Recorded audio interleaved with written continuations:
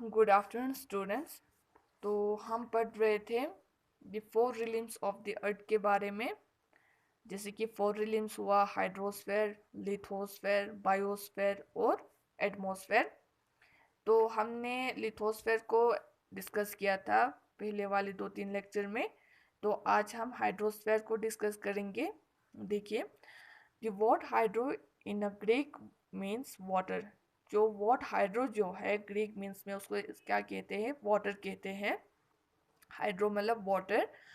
तो जो water covered more than 71% of the earth surface. और जो वाटर ने जो है, जो हमारे अर्थ के 71% जो है वाटर ने कवर्ड किया है। मतलब हमारे अर्थ के 71% में क्या है, वाटर है। The hydrosphere comprise ocean, sea, river, lakes, frozen water, अच्छा, underground water and water vapour. जो जैसे कि इन सारी चीज़ों को, जैसे कि हुआ ocean, sea, river, lake, frozen water, underground water and water vapour, इन सारी चीज़ों को हम क्या कहते हैं, हाइड्रोस्फीयर कहते हैं।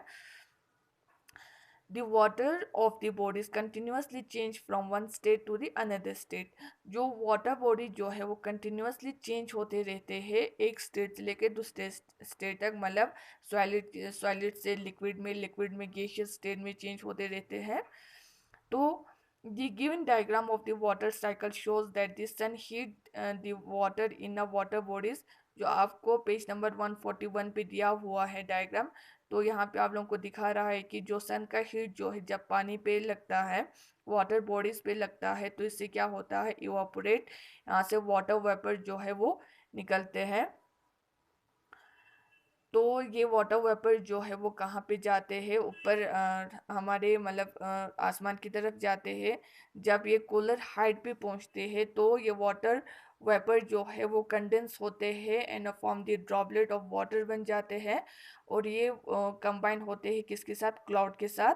जब क्लाउड जो है वो हैवी हो जाते हैं तो ये इन अ फॉर्म ऑफ रेन की शक्ल में या स्नो की शक्ल में हमारे ज़मीन पे फिर से आ जाते हैं। तो water cycle involve process of evaporation, condensation and precipitation होते हैं। जो हमारे वाटर साइकिल में 3 प्रोसेस होते हैं, इवापोरेशन, कंडेंसेशन और precipitation. Precipitation thus helps to maintain the supply of the fresh water on earth. जो प्रेसिपिटेशन जो है वो क्या करते हैं, वो पानी को मेंटेन करते हैं जो हमारे अर्थ पे। वो फिर से हमारे मतलब supply of the fresh water on the earth पे फ्रेश वाटर जो है वो सप्लाई करते हैं, फिर से उसे हम प्रेसिपिटेशन कहते हैं।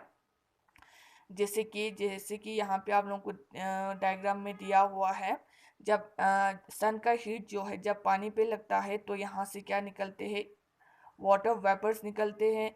तो ये जब हाइट पे जाते हैं तो जब अ, जब ये कोलर हाइट पे पहुंचते हैं तो ये क्लाउड के साथ मिक्स हो जाते हैं। तो उसे हम कंडेंसेशन कहते हैं। तो ये मतलब जब कोलर हाइट पे पहुंचने के बाद ये क्या होते हैं, ये ये वाटर वेपर जो है वो कंडेंस होते हैं। तो ये क्लाउड के साथ मिक्स होते हैं। तो क्लाउड जब वाटर वेपर या ये रेन की शक्ल में या स्नो की शक्ल में ज़मीन पे फिर से आ जाते हैं, उसे हम प्रेसिपिटेशन कहते हैं। तो 3 type of the water cycle होते हैं, इवापोरेशन, कंडेंसेशन और प्रेसिपिटेशन।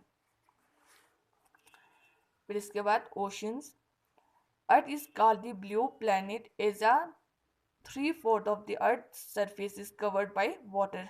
अर्थ को हम क्या कहते हैं, ब्लू प्लैनेट कहते हैं, क्योंकि हमारे अर्थ के हमारे अर्थ के जो 4 हिस्से में से 3 हिस्से में क्या है, पानी है, इसीलिए हम अर्थ को ब्लू प्लैनेट कहते हैं। The continuous water bodies of the world is divided into a 5 ocean.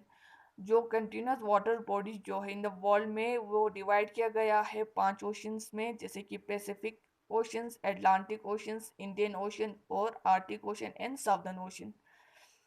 The smaller ocean regions are called the sea, Gulf and bays such as Red Sea and Gulf of Persia and the Hudson Bay। ये क्या है, अलग अलग मतलब छोटे छोटे seize का नाम है। तो हमारे जो अर्थ में ओशन को डिवाइड किया गया है 5 हिस्सों में।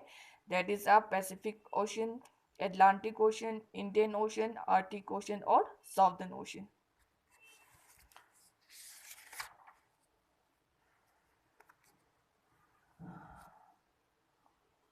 तो इंशाल्लाह कल के लेक्चर में हम पैसिफिक ओशन, ये 5 ओशंस को हम डिटेल में एक्सप्लेन करेंगे।